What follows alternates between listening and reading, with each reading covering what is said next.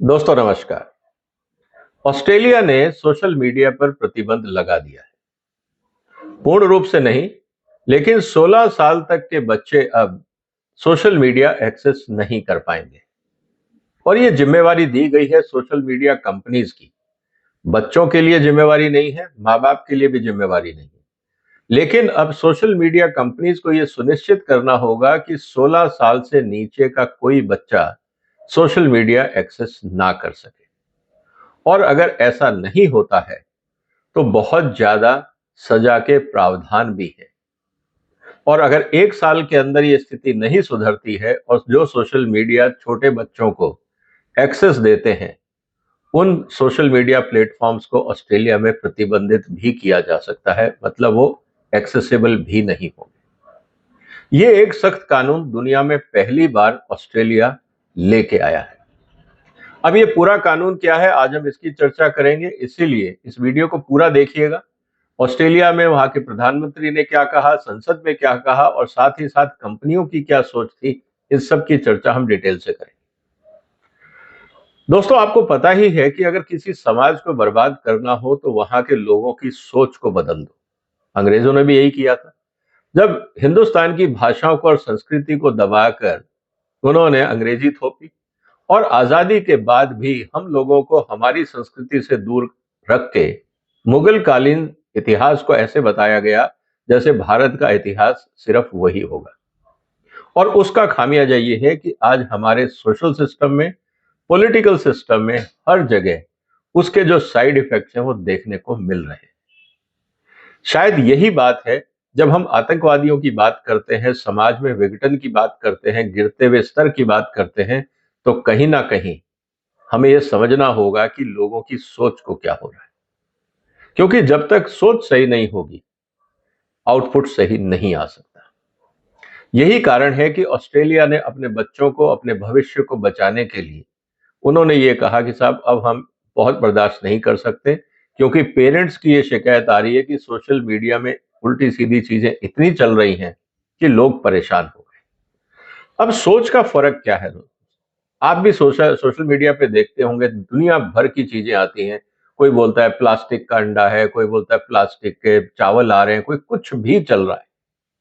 बगैर सोचे समझे किसी भी पिक्चर को कहीं कट पेस्ट करके डाल दिया जाता है, डेटा बदल दिए जाते हैं, लोगों में भयंकर कंफ्यूजन। तो एक जो सबसे बड़ी जो सोच को बिगाड़ने की जो प्रॉब्लम है वो ये है कि आप डिस्टॉर्टेड रीजनिंग पे काम करने लगते हैं, मतलब आपके जो तर्क हैं वो ही विकृत होने लगते हैं। तो जब आप इलॉजिकल बात समाज में करेंगे तो क्या होगा? दूसरा, आप पूर्व ग्रह से लोगों को ग्रसित कर देते हैं, मतलब आपने पहले ही बता दिया कि ये चीज गलत है, वो बच्चे ने एक्सपीरियंस किया ही नहीं या उस चीज को समझा ही नहीं, उस चीज को जानने की कोशिश ही नहीं करी, लेकिन उसके दिमाग में ये जहर घोल दिया गया कि ये जो आप कर रहे हैं सब गलत है। और ये बात लोगों की सोच में, उनके कॉन्फिडेंस को शेकअप करती है। साथ ही साथ जो समाज में नैतिक मूल्य होते हैं उनको बर्बाद करने का काम भी सोशल मीडिया करता है। और आजकल तो ओटीटी पे जिस तरह से काम हो रहा है, मुझे लगता है उस पे भी एक कानून की जरूरत है।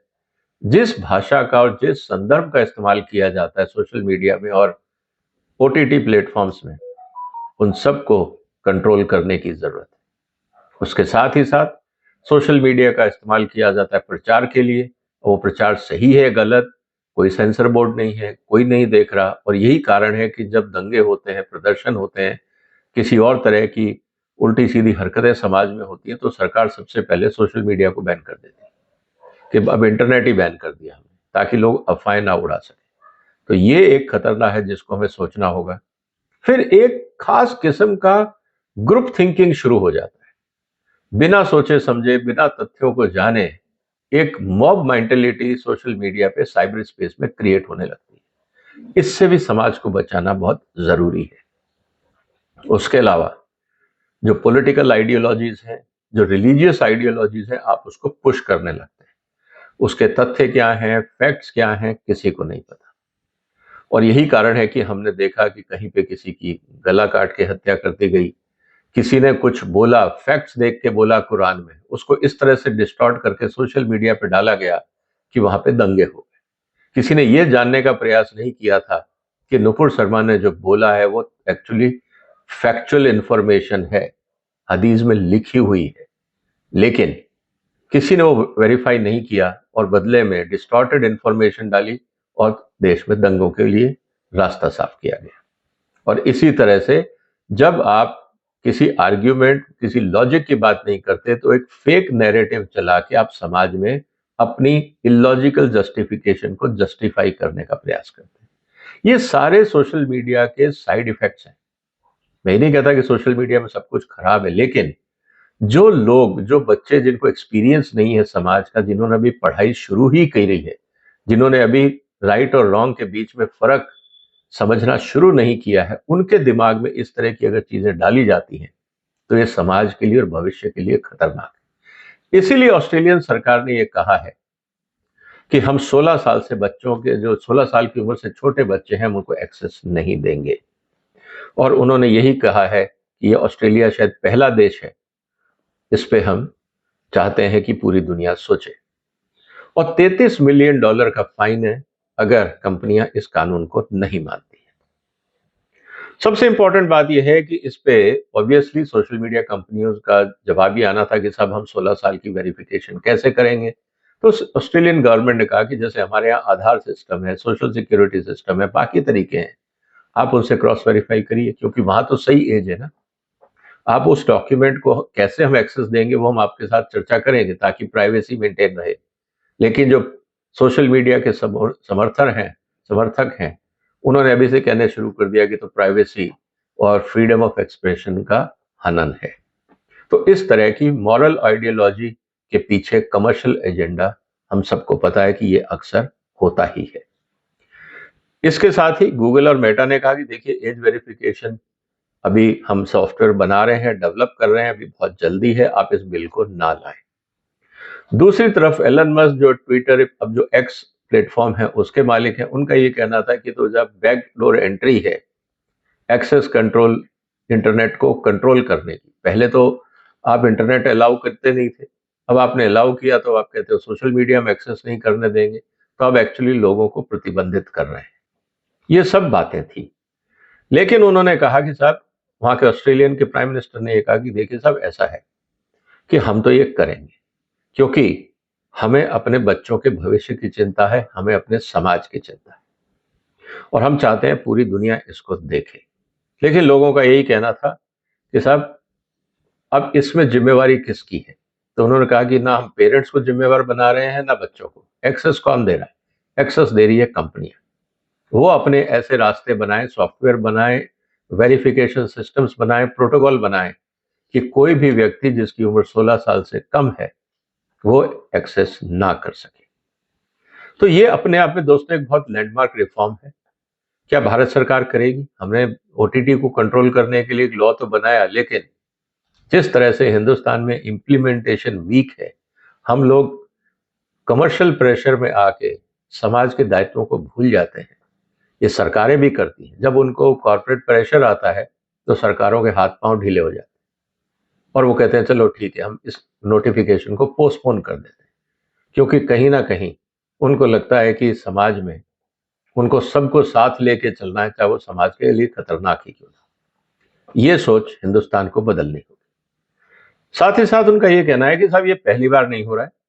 इस तरह के ऑनलाइन को लेकर अमेरिका में भी कानून है, यूरोप में भी कानून है, डिजिटल सर्विस एक्ट, जिसके तहत आप बच्चों को ऑनलाइन प्रोटेक्शन देंगे और माइनर्स और बच्चों के लिए टारगेटेड एड नहीं बनाएंगे, पर्सनलाइज एड जिससे बच्चे प्रभावित हों, आप ऐसे एड सोशल मीडिया और इंटरनेट पे नहीं चलाएंगे।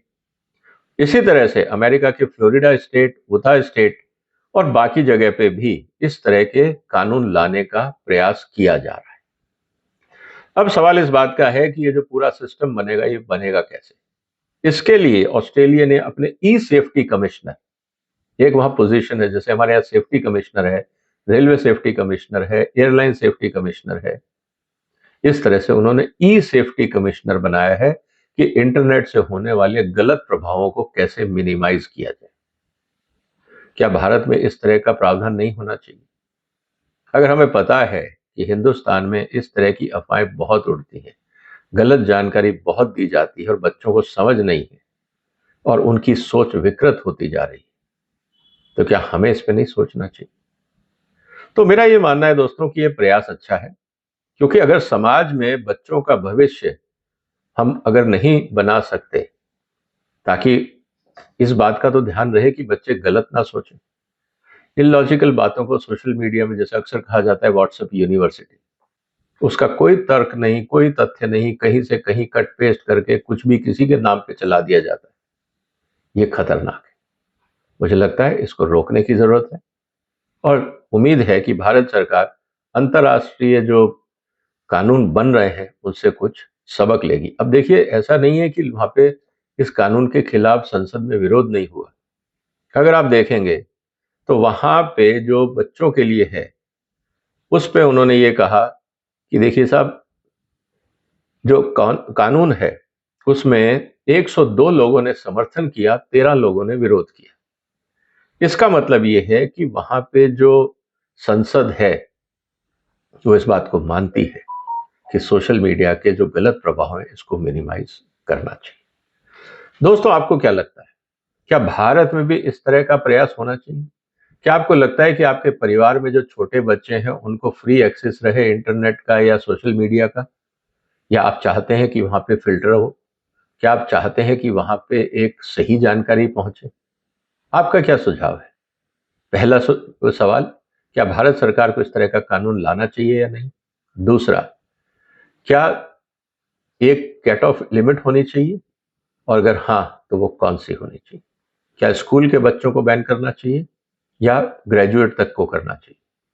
ये दोनों बातें इंपॉर्टेंट है, क्योंकि स्कूल तक के बच्चे को हम कह सकते हैं कि बहुत छोटे हैं, लेकिन जो ग्रेजुएट होता है वो उस समय अपनी जो ओपिनियन है उसको बिल्ड कर रहा होता है। अगर वहां पे डिस्टॉर्शन आता है तो उसका लाइफ लॉन्ग नेगेटिव इम्पैक्ट उस पर जाएगा। जो भी आपके विचार हो कमेंट बॉक्स में लिखिए, इस वीडियो को शेयर करिए, इस मुद्दे पे समाज में दोस्तों में चर्चा करिए, क्योंकि अगर ऐसा नहीं है तो फिर समाज कैसे सुधरेगा? आपने वक्त निकाला, आपका धन्यवाद। फिलहाल अपना ध्यान रखिएगा।